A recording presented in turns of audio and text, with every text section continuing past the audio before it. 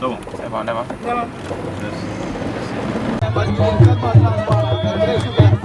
Vraiment, il est au dossier. Merci aux hommes qui ont pour la paix. Vraiment, nous va monter. En tout cas, tout le monde va faire. Donc, on est là pour moi. On est une population, on est dans la population.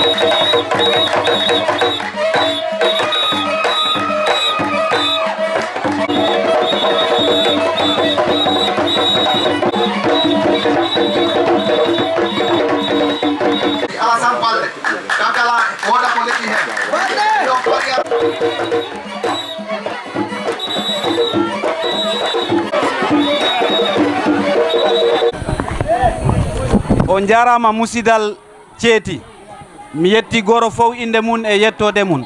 Monsieur le ministre, je vais parler en pulaar. Voilà, d'accord. Donc musidal Thiety vraiment on jarama, surtout musidal Saare Maliw ha he Tundu Diasina, vraiment on jarama, on kolliri weltare nde noon ko kaye mbaɗim. Ɗum woni o ministre joɗiɗo ɗo ko Allah faabi walli en ɗo kilométre ji 13 Thiety e Buusi Mbala. Donc ɗum ko weltare vraiment min mino jara umen, mino jara président de la République. Très honnêtement, la commune de Thiety, ils sont vraiment satisfaits à 100%. Ce qui est sûr, min kollirat ɗum e woreji he, min kalta ɗo haala politique, min mino andi ko wonɗo Thiety. Vraiment monsieur le ministre, ga Thiety siko Thiety tan, le président allait passer au premier tour avec 90%. Ça c'est évident. Donc min ko mbiyam yimɓeɓe na tinno wotanno en loob ko Dakar looɓi. Dakar ko waɗa ko enen en mbaɗaka ɗum, enen ko avec laamu Macky Sall puɗɗuɗen yiide courant, puɗɗuɗen yiide ndiyam, puɗɗuɗen yiide laabi. Donc oɗo ari ha ɗo ko ɗum woni ministre Souleymane Jules Diop.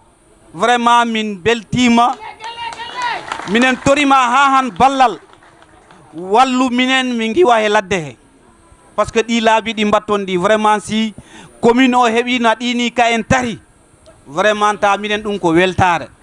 Mi tori on noon monsieur le président, vraiment mi jarama kala an kala, saabu han en keeɓi musidɓe meɗen yakkoraɓe ɗo ɗo Sar Dembalde.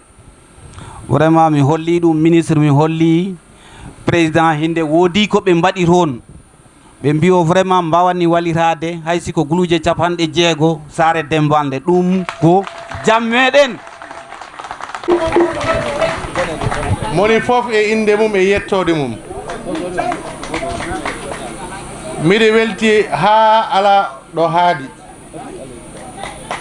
e arde ɗo yiide bandiraɓam, salminde bandiraɓam, andude ko gonɗon e dow mum, e nawtude kadi to président de la république kibaruji gummiɗi Thiety, taw ko kibaruji jam, kibaruji cellal e kibaruji weltare yimɓe Thiety fof.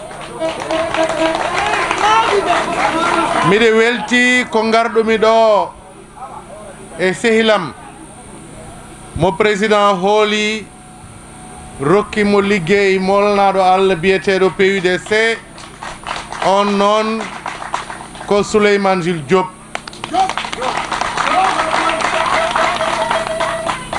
gorko tinniɗo jambar jabdo liggey ko jabde mum liggey wadimo jabde arde ha ɗo henna ƴewde liggey moɓe mbaɗi ɗo e bulol ngol min nani haaluji mon kono haɗe am arde e ɗin haaluji miɗe yetta sehil amen Ceerno Alassane Baldé monsieur le maire onon noon oɗon jogui chance mawɗo jogade hono oɗo maire mo ganduɗa ala sohla ala ko yahata so wona nafoore commune de Thiety foof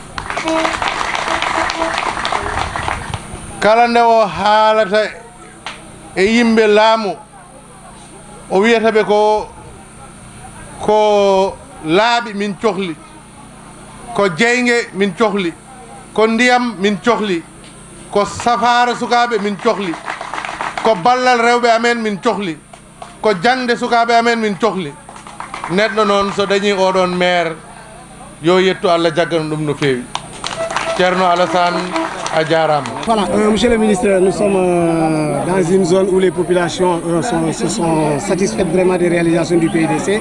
Malgré tout, elles ont posé certaines doléances telles que l'accès à l'électricité. Oui, vous savez, les besoins, ça ne finit pas. Les moyens, c'est limité. Mais cette piste que nous venons d'inaugurer, c'est déjà beaucoup dans l'allègement des difficultés pour les hommes, pour les femmes. Je me suis déjà engagé. Quand le maire Alassane Baldé est venu me voir, je lui ai demandé d'adresser une lettre à Monsieur le Président de la République.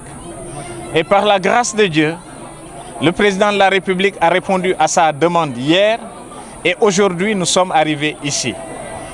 Ce dossier fera l'objet d'un traitement diligent et particulier de notre part, de la part des services de l'État pour apporter dans les meilleurs délais, les meilleures réponses, les réponses appropriées aux sollicitations des populations d'ici, qui méritent un soutien, qui méritent une attention. Mais vous savez, il y a énormément à faire. Les communes rurales ont été laissées à l'abandon pendant des siècles. Il y a des zones où depuis 1960, il n'y a eu ni eau, ni électricité, ni pistes rurales, ni même des machines agricoles. Vous savez que récemment, le président, pour aider à l'allègement des tâches pour les femmes, a doté chaque commune de 5 machines de transformation. Aujourd'hui, nous avons fait une piste. Inch'Allah, nous reviendrons pour inaugurer pour l'électricité.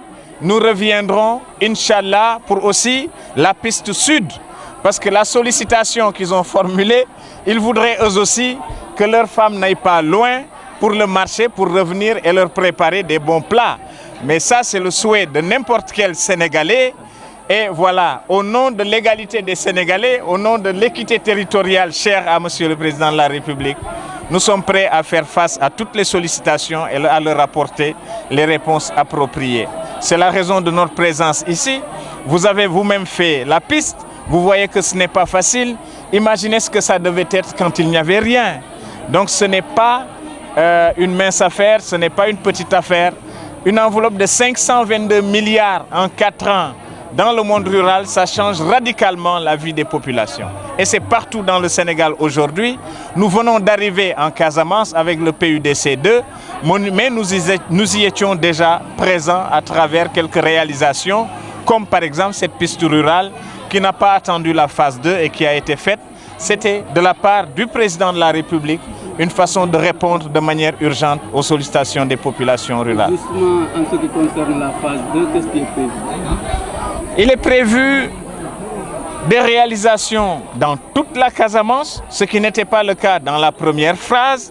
Aujourd'hui, vous nous avez vus à la mairie de Kolda, nous avons déroulé l'essentiel de ce qui doit se faire, et autant dans l'enveloppe PUDC qui est de 300 milliards 400 millions, dans laquelle la Casamance est prioritaire, mais aussi l'enveloppe de 204 milliards qui est réservée à la région de Kolda et pour laquelle il y a un niveau d'exécution satisfaisant autour de 75% avec déjà des crédits consommés à hauteur de 157 milliards. Ce sont des efforts inédits dans l'histoire de notre pays et qui permettent aujourd'hui aux communes rurales, aux communes éloignées, aux villes éloignées de pouvoir souffler et de pouvoir jouir des mêmes réalisations que la capitale sénégalaise, que le nord, l'ouest du pays. Et c'est ce à quoi nous nous employons tous les jours. Sous évidemment l'autorité, la haute autorité de Monsieur le Président de la République, qui parle d'universalité. C'est ça le principe de l'acte 3 de la décentralisation, la communalisation universelle, mais aussi l'équité territoriale avec l'érection de ce qu'on appelle des communes motrices qui vont être des pôles de développement à côté des régions économiques, de la territorialisation avec des territoires, des terroirs viables. Et c'est ce à quoi nous sommes en train de travailler à la fois avec l'Association des maires du Sénégal, mais aussi le Haut Conseil des collectivités territoriales. Merci.